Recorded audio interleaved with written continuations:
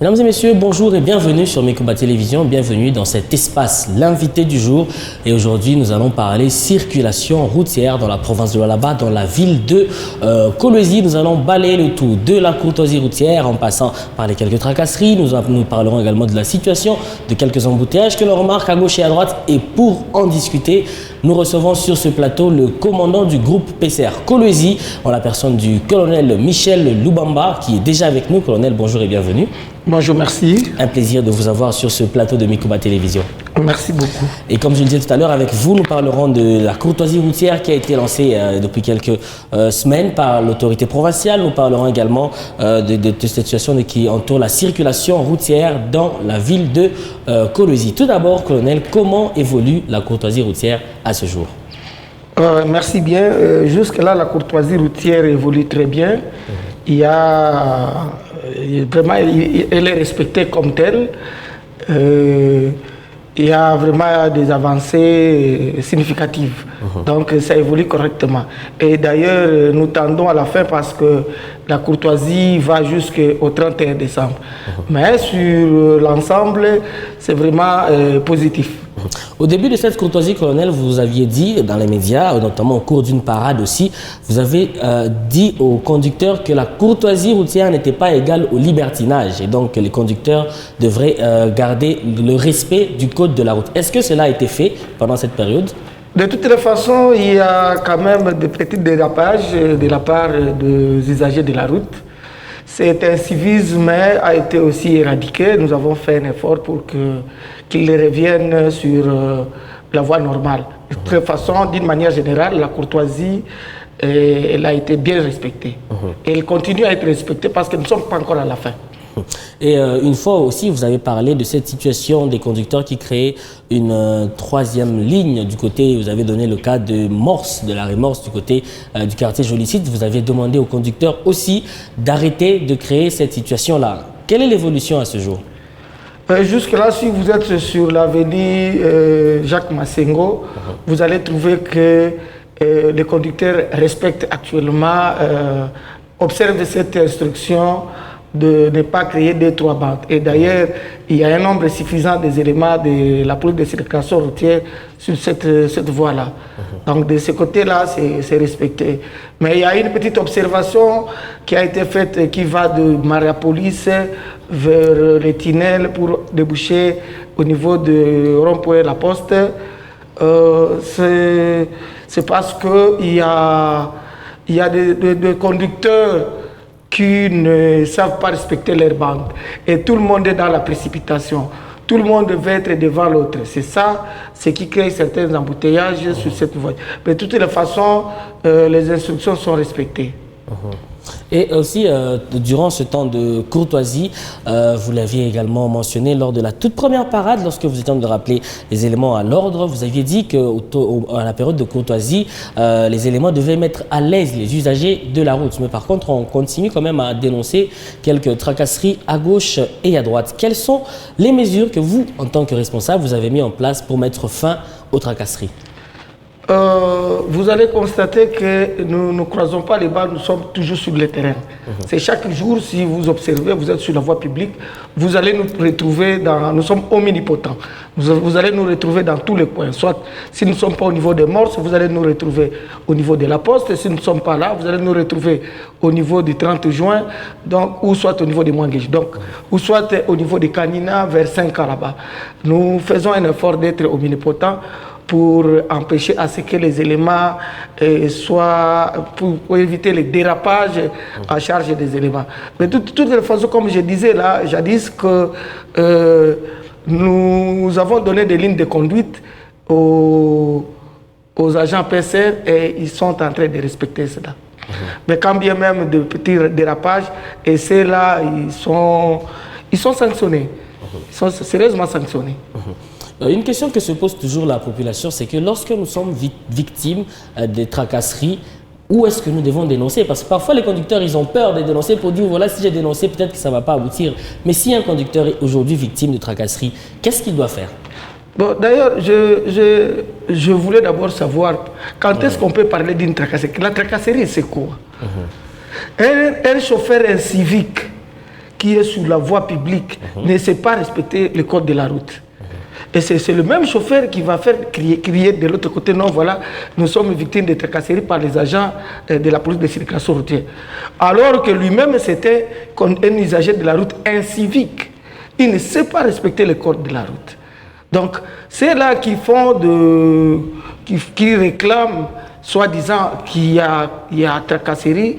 Ce n'est pas la tracasserie, parce qu'au départ, je crois vous avoir dit que quand l'autorité provinciale a décrété la courtoisie, à la fin de son texte, il avait insisté à ce que les usagers de la route respectent le code de la route.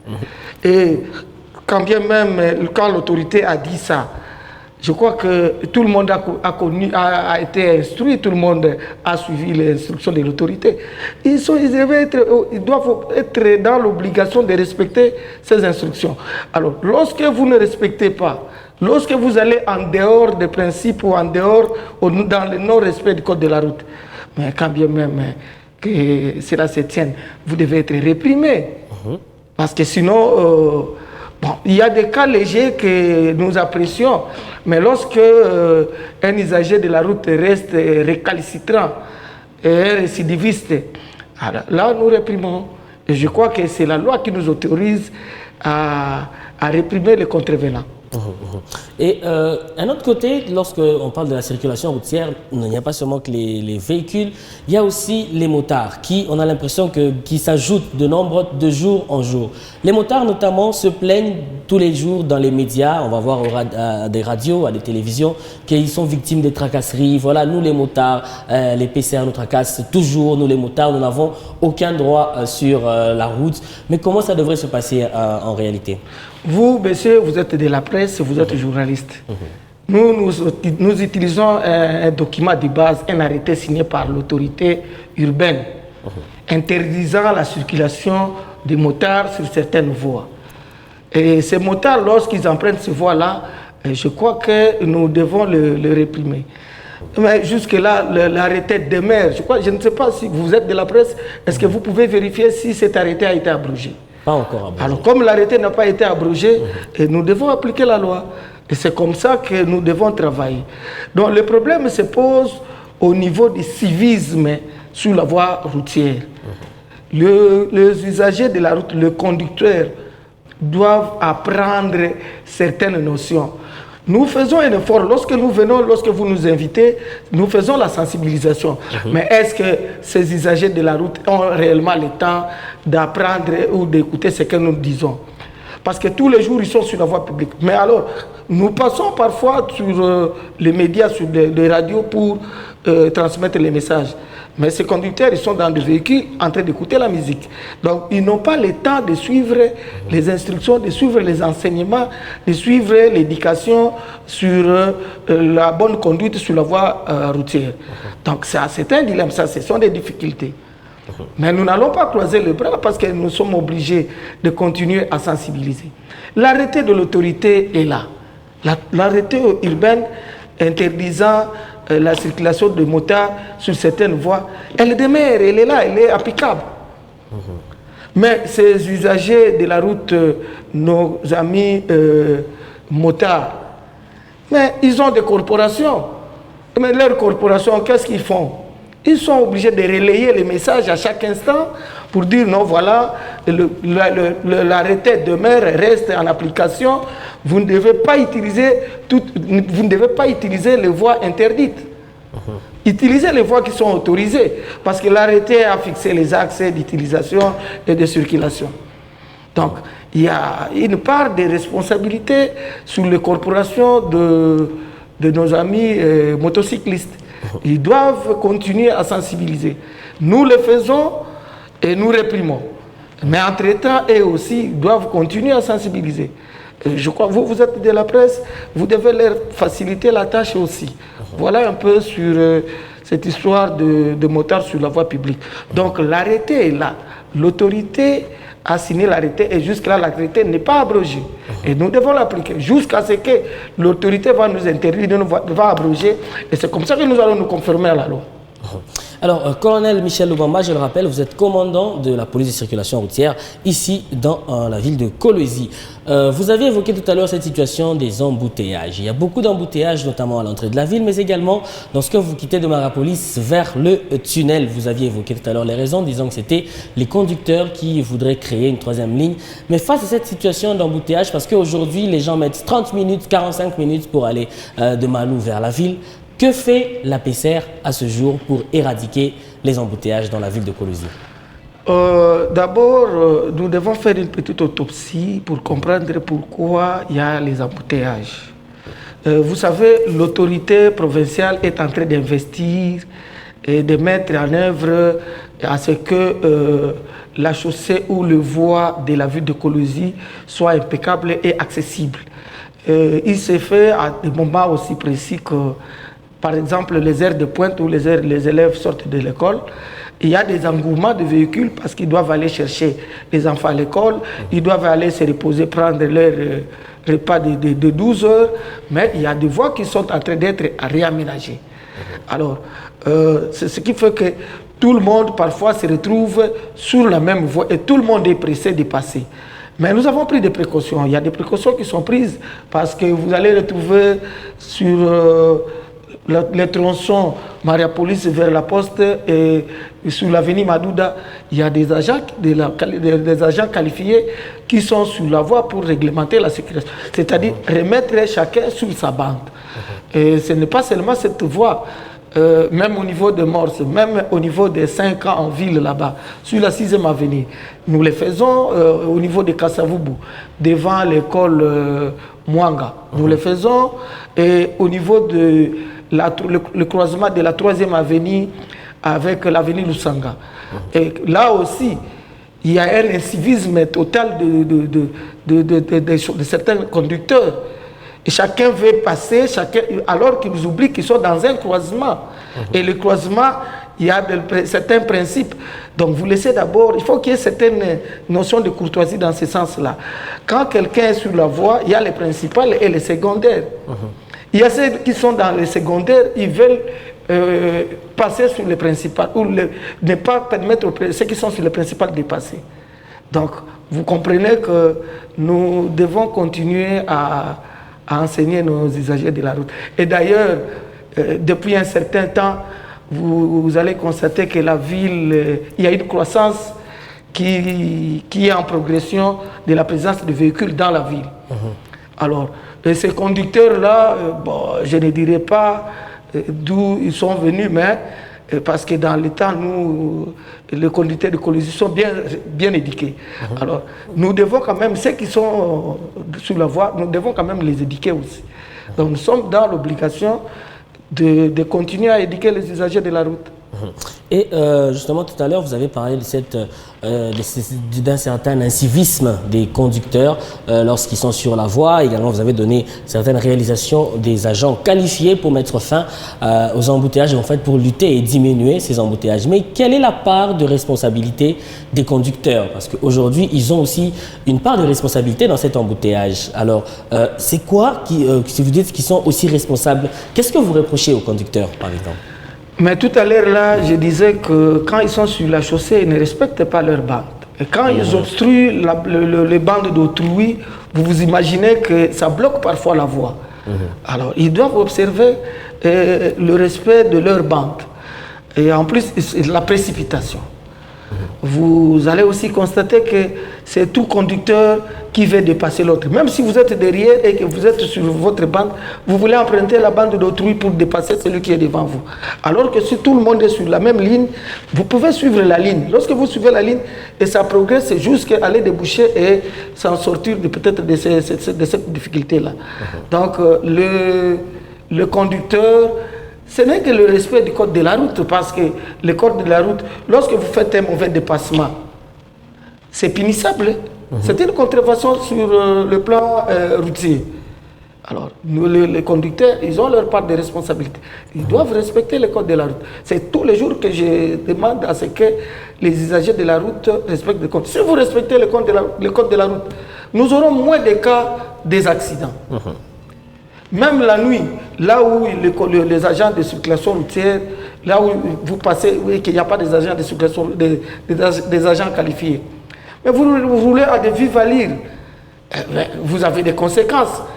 Il y a des véhicules qui font les tonneaux. C'est parce qu'ils ne respectent pas le code de la route. Et d'ailleurs, la ville a des panneaux. Le panneau parle, la voie routière parle par 3 façons. Il y a d'une manière verticale, d'une manière horizontale et aussi par le marquage au sol. Et nous avons, par exemple, des signaux de feu. Vous arrivez dans un croisement, il y a le feu qui s'allume et le feu rouge qui signifie que vous devez vous arrêter. Et le feu jaune, c'est un avertissement. Et le vert, ça vous demande de passer. Mais est-ce que ces conducteurs savent que dit tous ces signaux-là? C'est ça aussi le problème. Il y a le marquage au sol pour permettre aux piétons de traverser. Mais un conducteur ne peut pas venir s'arrêter sur le marquage au sol, des lignes blanches sur la voie publique. Non. Ils doivent s'arrêter à une certaine distance, à 1 mètre, pour permettre aux usagers de la route de traverser. Et d'ailleurs, dans toute la ville ici, quand vous allez devant certaines écoles, il y a des panneaux de signalisation pour vous dire que non, attention, ici il y a les traversées des élèves et vous ne devez pas prendre certaines allures. Donc, ça nécessite que nos conducteurs soient éduqués, soient renseignés et informés. Et il faut qu'il y ait toujours répétition dans les enseignements. Alors, colonel Michel Loumama, nous sommes en période de fin d'année. D'ici là, on va entamer la période des festivités de fin d'année. Est-ce que, à votre niveau, vous avez mis en place certaines mesures pour accompagner cette population à bien passer cette période de fin d'année? Bien sûr, nous avons une politique que vous allez constater sur la voie publique. Les agents qualifiés sont presque partout. Et nous prenons des précautions de telle manière que les festivités se passent correctement sur la voie routière. Et justement, puisque vous avez parlé ici des responsabilités des conducteurs, quel est le conseil que vous pouvez adresser aux conducteurs qui sont en train de vous suivre, que ce soit pour lutter contre les embouteillages, que ce soit durant cette période de courtoisie routière? C'est quoi ce conseil que vous pouvez leur adresser, qui sera même votre dernier mot ici?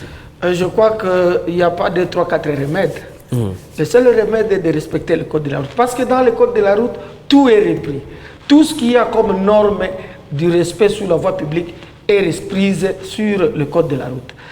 C'est question que l'usager de la route, tel que je suis en train de dire là, qu'il fasse un effort d'observer le respect du code de la route. Éviter les excès de vitesse, que ce soit la nuit, que ce soit la journée, de ne pas faire des dépassements sans tenir compte de l'autre bande, de ne pas créer de 2e ou 3e bande, de ne pas prendre sur le véhicule, de ne pas faire un surchargement dans le véhicule. Il y a ceux-là même qui prennent les enfants, des petits-enfants qui le mettent devant. C'est interdit. Un enfant, un mineur ne peut pas être devant le véhicule. Un enfant bébé, vous ne pouvez pas le porter sur la chaise du devant. Donc, toutes ces normes-là sont reprises dans le code de la route. Et si les conducteurs respectaient ça, je crois que nous allons bien passer les festivités de la fin de l'année 2024 et pour entrer dans 2025 dans de très bonnes situations. Voilà, colonel Michel Loumama, je le rappelle, vous êtes commandant de la PCR Kolwezi. Merci à vous d'avoir répondu à notre invitation. Merci beaucoup, monsieur le journaliste. Merci également à vous tous, fidèles téléspectateurs, de nous avoir suivis, ainsi que auditeurs de la radio Mikuba. L'invité du jour pour aujourd'hui, c'est terminé. On était très heureux de partager ce moment avec vous. Au revoir.